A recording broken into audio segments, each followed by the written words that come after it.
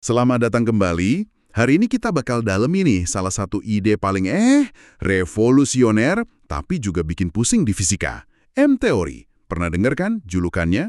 Induk dari segala senar. Sumber utama kita kali ini dari buku Michio Kaku, Parallel Worlds. Kita fokus banget nih ke bab 7 yang judulnya pas, M-teori, induk segala senar.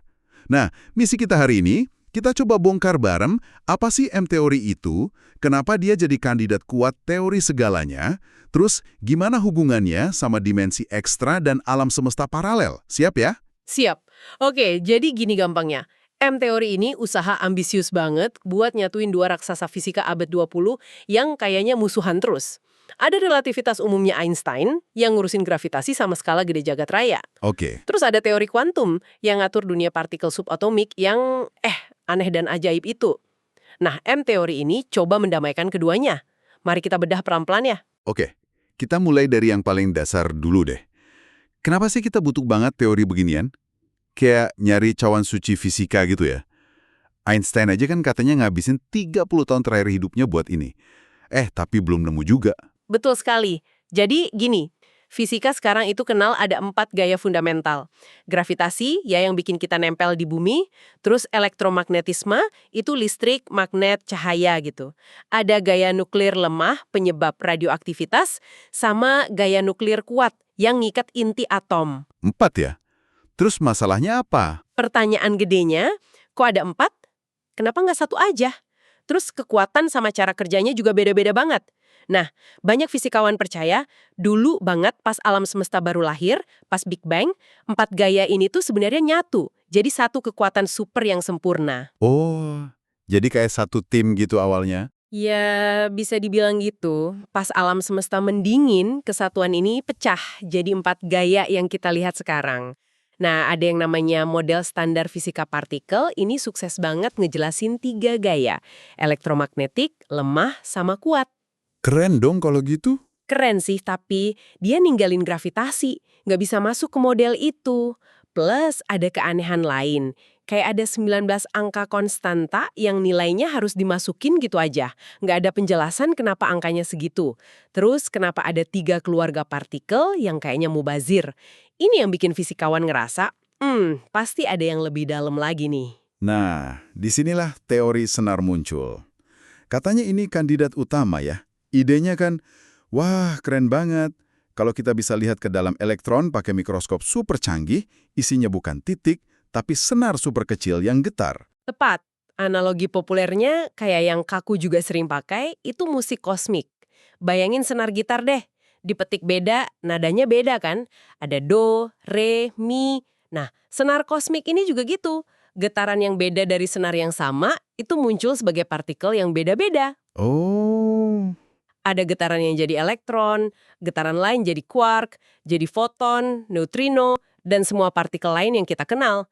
Jadi, semua keanekaragaman partikel ini cuma nada berbeda dari getaran senar fundamental yang sama. Simple, tapi elegan banget kan idenya? elegan banget. Bikin masuk akal keragaman partikel, tapi selalu ada tapinya ya dalam sains. Katanya teori ini awalnya sempat jadi bahan bercandaan. Iya bener. Awalnya, teori ini yang akarnya dari tebakan matematis Veneziano sama Suzuki punya masalah aneh banget. Claude Lovelace nemuin biar rumusnya bener secara matematis, model awal ini butuh ruang waktu punya 26 dimensi. 26. Gila. Ya, versi lain yang lebih maju, superstring butuhnya 26 dimensi. Ini kan bikin kaget. Teori Newton atau Einstein itu bisa dirumusin di dimensi berapa aja fleksibel. Tapi teori senar ini maksa harus di dimensi spesifik itu. Makanya dulu banyak yang skeptis, bahkan ngejek. Ada cerita terkenal John Swartz, salah satu pionirnya, ketemu Richard Feynman, fisikawan legendaris.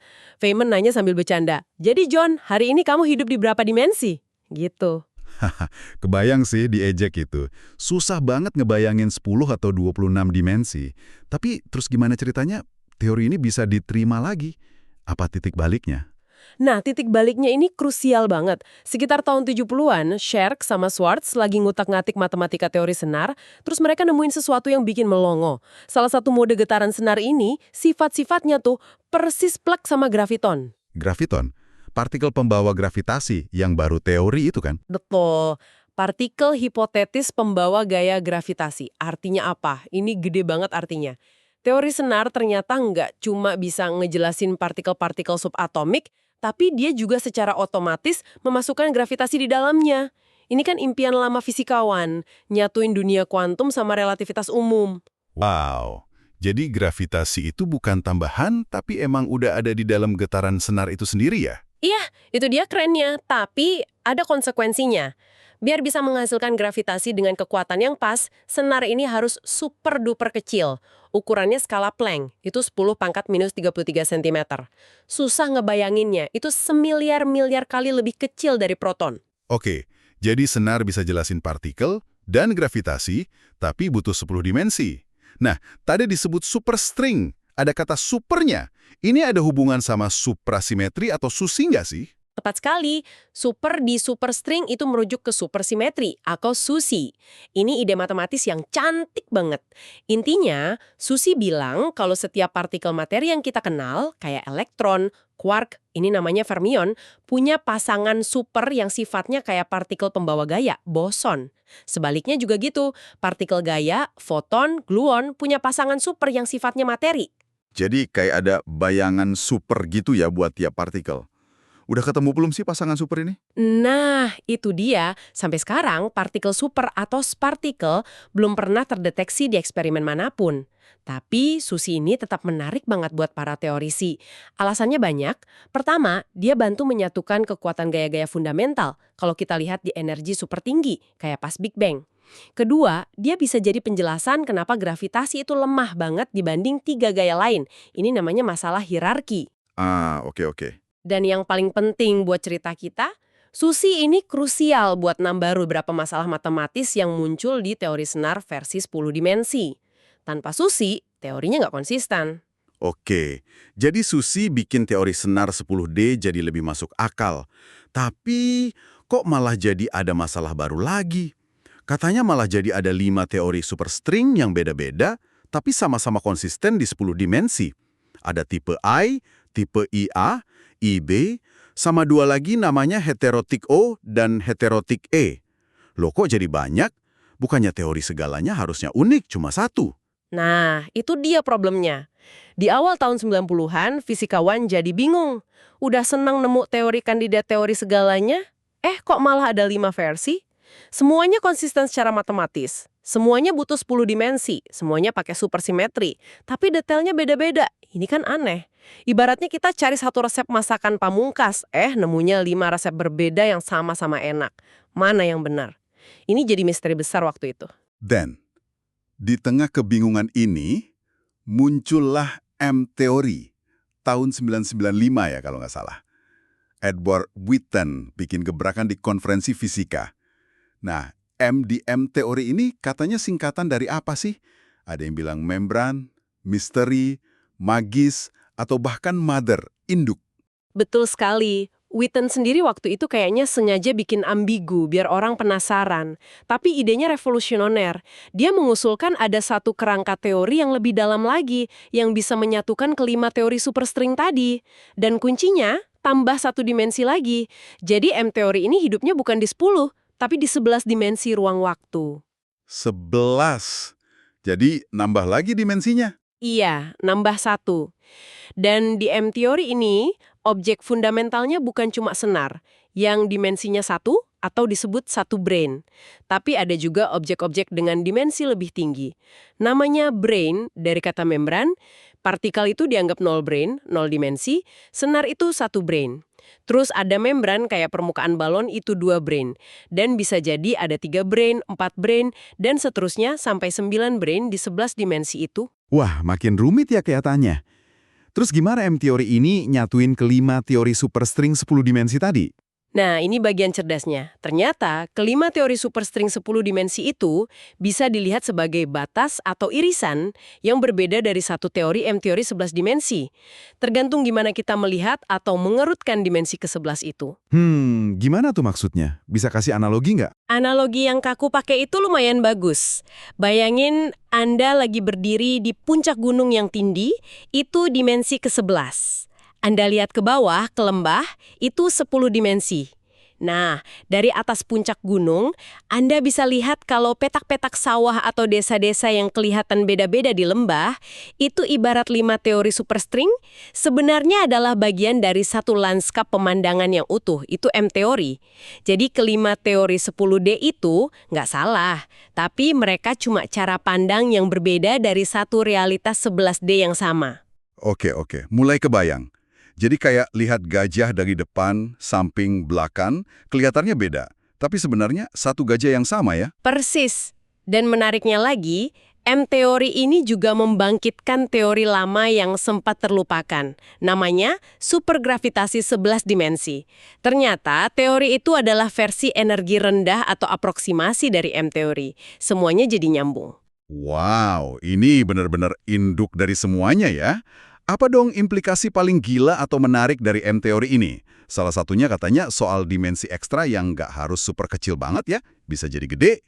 Benar, ini salah satu ide paling radikal yang muncul dari era M-teori. Ada model, contohnya yang diusulkan Randall dan Sundrum, yang bilang bisa jadi alam semesta kita yang punya 3 dimensi ruang plus 1 waktu, jadi three brain, sebenarnya mengambang di dalam ruang berdimensi lebih tinggi, misalnya 5 dimensi. Dan dimensi ekstra ini nggak harus melingkar super kecil kayak di teori senar lama, tapi bisa jadi ukurannya besar, mungkin tak terbatas. Tunggu, kalau dimensinya besar, kenapa kita nggak bisa lihat atau masuk ke sana? Nah, idenya gini. Partikel dan gaya-gaya fundamental kita, kayak elektron, foton, gaya nuklir, itu terjebak di brain kita. Nggak bisa jalan-jalan ke dimensi ekstra itu. Kayak semut yang cuma bisa jalan di permukaan meja, nggak bisa terbang ke atasnya. Tapi, ada satu pengecualian. Gravitasi. Oh ya, kenapa gravitasi beda? Karena gravitasi, menurut Einstein kan, adalah kelengkungan dari ruang waktu itu sendiri. Jadi graviton, partikel gravitasi, itu nggak terikat di brain kita. Dia bisa merembes atau bocor sedikit ke dimensi ekstra di luaran sana. Jadi ini bisa menjelasin kenapa gravitasi rasanya lemah banget dibanding gaya lainnya. Karena kekuatannya bocor ke dimensi lain. Tepat sekali, penjelasan yang sangat elegan untuk masalah hierarki tadi. Gravitasi kelihatan lemah buat kita di brain 3D karena sebagian besar efeknya menyebar ke dimensi kelima yang lebih besar itu. Kayak suara speaker yang kedengaran pelan kalau kita jauh karena energinya menyebar ke segala arah. Keren banget penjelasannya. Terus, M-teori ini bisa kasih petunjuk soal materi gelap, dark matter juga nggak? Kan itu misteri besar juga tuh. Ada spekulasi menarik ke arah sana juga. Salah satu idenya, mungkin materi gelap itu sebenarnya materi biasa aja, kayak proton dan elektron. Tapi dia adanya di brain paralel lain yang ngambang dekat banget sama brain kita. Jadi kayak ada alam semesta lain tipis banget di sebelah kita gitu. Bisa jadi begitu. Kita nggak bisa lihat atau sentuh materi di brain sebelah itu karena partikel kita terjebak di sini, partikel mereka terjebak di sana. Tapi gravitasinya yang bisa menyeberang antar brain itu bisa kita rasakan. Jadi galaksi kita berputar lebih cepat dari seharusnya karena ada tarikan gravitasi ekstra dari dunia bayangan di brain sebelah itu. Ini masih spekulatif, tapi pas banget sama kerangka M-teori yang memang memungkinkan adanya banyak brain. Gila, ide-idenya bikin merinding sekaligus penasaran ya. Tapi ini kan semua masih teori, spekulasi. Gimana cara ngebuktiinnya sih? Susah banget kayaknya ya, nguji dimensi ke-11 atau brain paralel. Itu tantangan terbesarnya, jujur aja. Nguji M-teori secara langsung itu super sulit, mungkin butuh energi yang jauh di luar jangkauan teknologi kita sekarang. Tapi bukan berarti nggak ada harapan sama sekali. Ada beberapa jalur tidak langsung yang lagi diupayakan para fisikawan. Apa aja tuh? Pertama, mereka cari penyimpangan super kecil dari hukum gravitasi Newton pada jarak yang sangat dekat. Kalau memang ada dimensi ekstra yang besar, mungkin sekitar milimeter atau lebih kecil, gravitasi harusnya melemah di jarak itu karena mulai bocor. Eksperimen di Colorado udah coba ngukur sampai 1/10 milimeter, belum nemu apa-apa sih. Eksperimen lain di Purdue mau coba sampai skala atom. Oke, jadi ngukur gravitasi di skala mikro ya. Terus apa lagi? Kedua, cari tanda-tanda di akselerator partikel raksasa kayak Large Hadron Collider atau LHC di CERN. Misalnya, kalau ada dimensi ekstra, mungkin aja kita bisa bikin lubang hitam super mini di LHC pada energi yang lebih rendah dari yang diperkirakan teori standar. Kalau ini kejadian, wah, itu bisa jadi bukti kuat. Sejauh ini belum ada tanda-tandanya juga sih. Belum ada ya. Ada lagi cara lain? 3, mungkin lewat kosmologi. Cari sidik jari M-teori dalam riak-riak gelombang gravitasi yang berasal dari Big Bang. Detektor gelombang gravitasi masa depan, kayak LISA, diharapkan punya sensitivitas buat mendeteksi pola spesifik ini. Ada teori alternatif tentang awal alam semesta yang terinspirasi dari M-teori, namanya model ekspirotik, yang melibatkan tabrakan antar brain. Nah, model ini memprediksi pola gelombang gravitasi yang beda dari teori inflasi standar. Kalau Lisa nemuin pola yang cocok sama ekspirotik, itu bisa jadi dukungan buat M-teori. Oke, jadi lewat gravitasi skala kecil, partikel energi tinggi, sama gelombang gravitasi dari Big Bang ya. Walaupun susah, tapi ada jalurnya. Nah, Kaku juga bahas ide yang lebih filosofis mungkin ya, terkait M-teori dan fisika lubang hitam. Prinsip holografik. Ini maksudnya gimana sih? Alam semesta kita ini cuma hologram gitu? Iya, ini salah satu konsep paling mind-bending, tapi juga punya dasar matematis yang kuat, yang muncul dari studi teori senar dan lubang hitam. Idenya digagas oleh 't Hooft dan Susskind, berawal dari penemuan aneh soal lubang hitam. Ternyata, jumlah informasi maksimal yang bisa disimpan di dalam lubang hitam itu nggak sebanding sama volumenya, tapi sebanding sama luas permukaan horizon peristiwanya. Aneh banget ya. Kok luas permukaan bukan isi? Iya, aneh kan? Kayaknya informasi 3D di dalam lubang hitam itu bisa dikodekan semua di permukaan 2D-nya. Nah, dari sini muncul dugaan yang lebih gila lagi, yaitu prinsip holografik. Jangan-jangan semua informasi tentang realitas 3D kita ini, seluruh alam semesta ini, sebenarnya tertulis atau terkode di sebuah batas permukaan 2D yang jauh banget di ujung alam semesta. Jadi, kita ini cuma proyeksi 3D dari informasi yang ada di permukaan 2D. Kayak nonton film 3D yang datanya disimpan di keping Blu-ray 2D. Ekstrinya, pemikirannya ke arah sana. Jacob Bekenstein bahkan sampai nanya, kalau informasi bisa dikodekan seefisien itu, jangan-jangan alam semesta ini pada dasarnya adalah sebuah program komputer raksasa. Apakah seluruh realitas bisa muat dalam sebuah CD? Tentu ini udah masuk ranah spekulasi yang dalam banget ya. Tapi yang menarik, M-teori dengan konsep brain dan batas-batasnya itu menjadikan kerangka matematis di mana ide holografik ini bisa diuji dan dieksplorasi lebih lanjut. Ada hubungan matematis yang konkret antara teori gravitasi di dalam suatu volume atau bulk dengan teori kuantum tanpa gravitasi di batas permukaannya atau boundary. Gila, makin kesini makin abstrak ya fisika modern. Pusing tapi keren. Oke, terakhir nih, biar lengkap. Gimana hubungan M-teori ini sama ide multisemesta atau multiverse yang sering banget kita dengar sekarang? Nah, ini koneksi yang sangat kuat dan mungkin salah satu implikasi paling filosofis dari M-teori dan teori senar. Ternyata begini, persamaan matematika teori senar M-teori itu, solusinya nggak cuma satu. Dia punya solusi yang banyak banget. Jumlahnya bisa fantastis. Ada yang bilang 10 pangkat 500, ada yang bilang mungkin tak terhingga. 10 pangkat 500. Banyak banget. Itu solusi buat apa? Setiap solusi matematis yang konsisten ini, secara teori, bisa mewakili satu jenis alam semesta yang mungkin, dengan hukum fisika dan konstanta alam, kayak massa elektron, kekuatan gaya, yang bisa sedikit berbeda satu sama lain. Jadi kayak ada katalog raksasa berisi semua kemungkinan alam semesta gitu ya? Tepat. Perbedaan antar versi alam semesta ini muncul dari cara dimensi ekstra itu digulung atau dikerutkan, jadi bentuk geometri super kecil yang super rumit. Bayangin kayak origami, tapi ini origami 6 atau 7 dimensi. Bentuk gulungannya ini namanya manifold Calabi-Yau. Nah, bentuk gulungan yang berbeda akan menghasilkan getaran senar yang berbeda pula yang kita lihat sebagai partikel dan gaya yang berbeda. Dulu kan fisikawan berharap cuma ada satu bentuk gulungan yang benar buat alam semesta kita. Iya, itu harapan awalnya, biar teorinya prediktif, nemuin satu solusi unik yang pas sama alam semesta kita. Tapi dengan ditemukannya landscape solusi yang begitu luas ini, pandangannya mulai bergeser. Jangan-jangan semua solusi itu nyata? Jangan-jangan ada hamparan multisemesta yang luas banget di luar sana. Masing-masing lahir dari solusi M-teori yang berbeda. Buat ada kehidupan, yaitu karena kita cuma bisa eksis dan mengamati di alam semesta yang memang memungkinkan kehidupan. Di alam semesta lain yang aturan yang ngaco, ya nggak bakal ada pengamat kayak kita. Persis.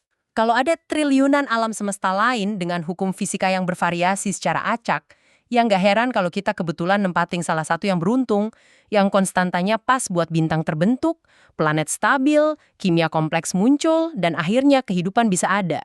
Kita mengalami bias seleksi gitu.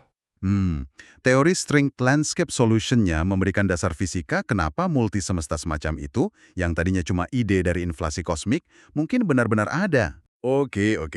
Jadi kalau dirangkum nih, M-teori ini adalah upaya paling mutakhir buat jadi teori segalanya. Nyatuin semua gaya dan partikel lewat getaran senar dan juga membran di 11 dimensi. Dia buka pintu ke kemungkinan dimensi ekstra yang tersembunyi. Bisa jadi besar ukurannya, terus ke ide alam semesta paralel atau brain world. Bahkan sampai ke gagasan radikal kalau realitas kita ini sifatnya holografik dan mendukung ide multisemesta. Luar biasa kompleks tapi sekaligus ada keindahan dan kesatuan di dalamnya ya. Sangat elegan potensinya memang.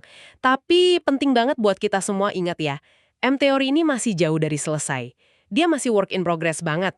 Persamaan fundamentalnya, DNA kosmiknya, itu kita belum tahu persis bentuknya gimana. Kita baru kayak meraba-raba fitur-fitur dan konsekuensinya aja. Ibaratnya, kita tahu ada benua baru yang namanya M-teori, tapi peta detilnya belum kita punya. Masih banyak misteri di dalam M itu.